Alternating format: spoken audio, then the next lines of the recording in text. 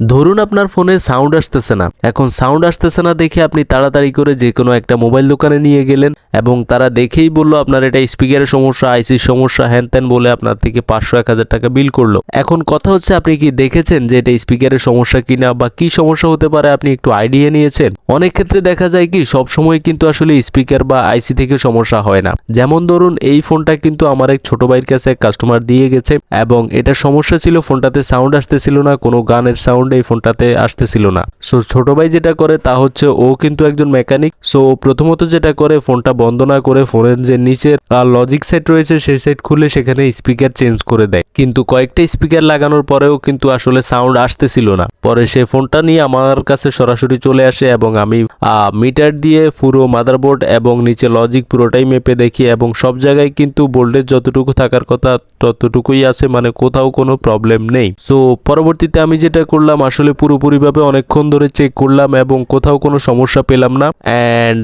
পরবর্তীতে আমি তাকে জিজ্ঞেস করলাম কাস্টমার কিভাবে বলেছে, সমস্যা কি হতে পারে বা কিভাবে হয়েছে, তুমি কি এটা জিজ্ঞেস করেছিলে কাস্টমারকে?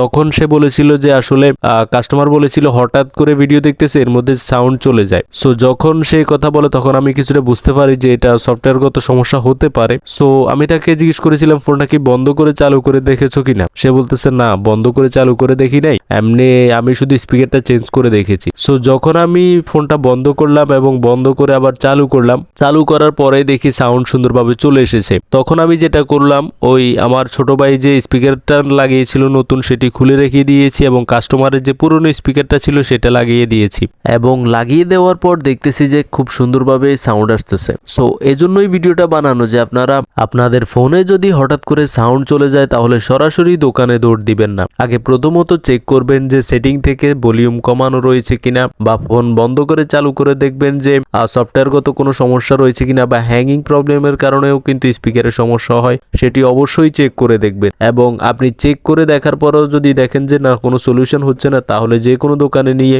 চেক করিয়ে স্পিকার অথবা যে কোনো সমস্যার সমাধান করে নিতে পারবেন। সো ভিডিওটা এজন্য বানানো যে এই ফোনটা যদি কাস্টমার বন্ধ করে চালু করতো তাহলে অবশ্যই সমাধান হয়ে যেত।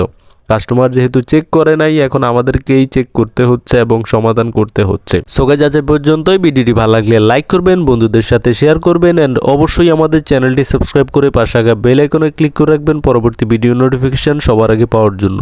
আজ পর্যন্তই, ধন্যবাদ।